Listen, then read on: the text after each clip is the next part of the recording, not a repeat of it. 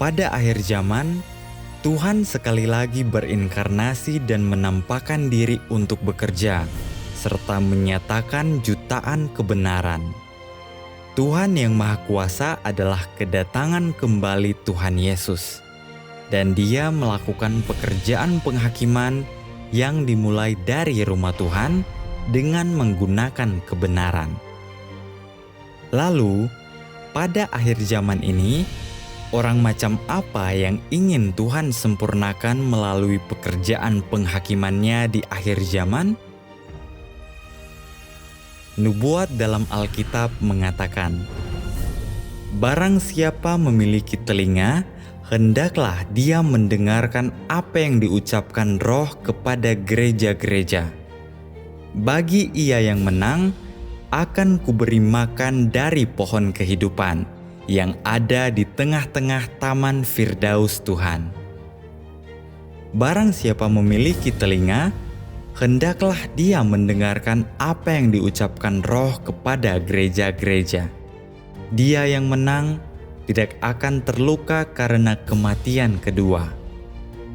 Dia yang menang akan kujadikan pilar di dalam bait suci Tuhanku, dan ia tidak akan keluar lagi.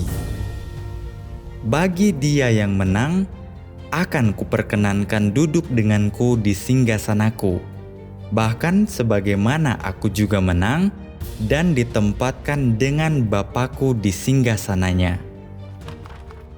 Melalui ayat-ayat ini, kita dapat melihat bahwa pekerjaan penghakiman Tuhan di akhir zaman adalah untuk menjadikan sekelompok pemenang sebelum bencana. Hanya dengan menjadi pemenang, barulah kita dapat menerima buah dari pohon kehidupan, yaitu menerima hidup yang kekal dan dapat masuk ke dalam kerajaan Tuhan. Ini adalah berkat dan janji terbesar Tuhan bagi para pemenang. Para pemenang adalah buah yang akhirnya diperoleh dari rencana pengelolaan 6.000 tahun Tuhan. Mereka adalah spesimen dan model yang dibuat oleh Tuhan. Mereka semua adalah orang-orang yang telah menerima perkenanan Tuhan. Lalu, apa saja syarat untuk menjadi pemenang? Apa sajakah perwujudan dari pemenang? Mari kita baca beberapa ayat dan firman Tuhan yang Maha Kuasa untuk memahaminya. Dia yang menang akan kujadikan pilar di dalam bait suci Tuhanku, dan ia tidak akan keluar lagi, dan aku akan menuliskan padanya nama Tuhanku, dan nama kota Tuhanku, yaitu Yerusalem baru, yang turun dari surga dari Tuhanku, dan aku akan menuliskan namaku yang baru padanya. Mereka ditebus dari antara manusia sebagai buah sulung bagi Tuhan dan anak domba. Dan di dalam mulut mereka tidak ditemukan dusta. Mereka tidak bercacat. Ini adalah orang-orang yang telah berhasil keluar dari kesengsaraan yang hebat, dan mereka telah membasuh pakaian mereka serta menjadikannya putih dalam darah anak domba. Diberkatilah mereka yang dianiaya karena kebenaran, karena kerajaan surga adalah milik mereka. Diberkatilah engkau ketika manusia mencerca dan menganiaya engkau dan menuduhkan banyak perkataan salah kepadamu karena aku. Tuhan yang Maha Kuasa berfirman, "Sebelumnya sudah kukatakan bahwa ada sekelompok pemenang yang didapatkan dari timur, para pemenang yang keluar dari kesengsaraan besar."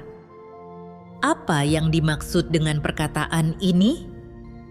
Itu berarti orang-orang yang telah didapatkan ini baru benar-benar tunduk setelah menjalani penghakiman, hajaran, dan pemangkasan, serta berbagai jenis pemurnian. Kepercayaan orang-orang ini tidak samar, tetapi nyata. Mereka belum melihat tanda dan mukjizat atau keajaiban sedikit pun. Mereka tidak dapat berbicara tentang kata-kata dan doktrin yang muluk-muluk atau menyuarakan wawasan yang mendalam. Sebaliknya, mereka memiliki realitas dan firman Tuhan dan pengetahuan yang nyata dan sejati akan Tuhan. Bukankah kelompok orang semacam itu lebih mampu untuk menyatakan kuasa besar Tuhan?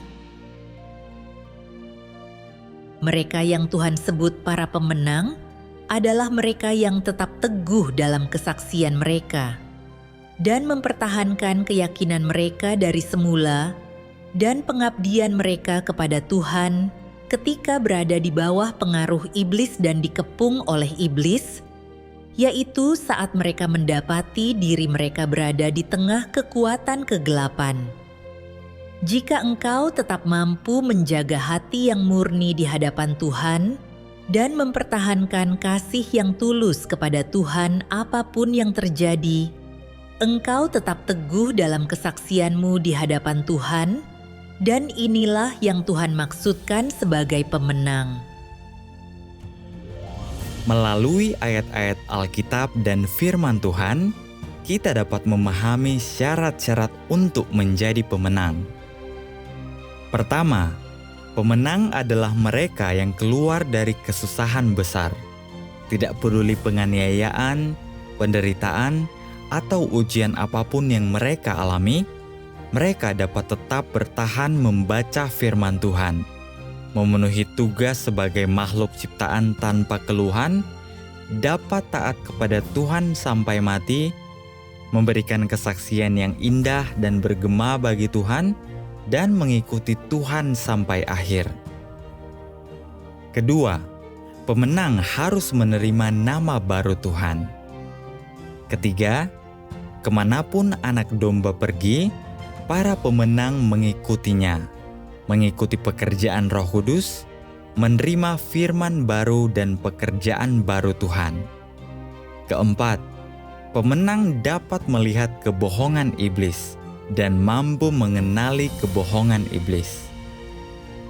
Kelima, pemenang adalah sekelompok orang yang telah mengalami penghakiman dan hajaran.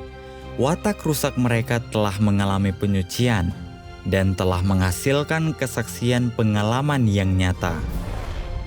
Hanya mereka yang memenuhi syarat-syarat ini yang dapat menjadi pemenang, dapat hidup dalam terang Tuhan, dan layak menerima warisan Tuhan.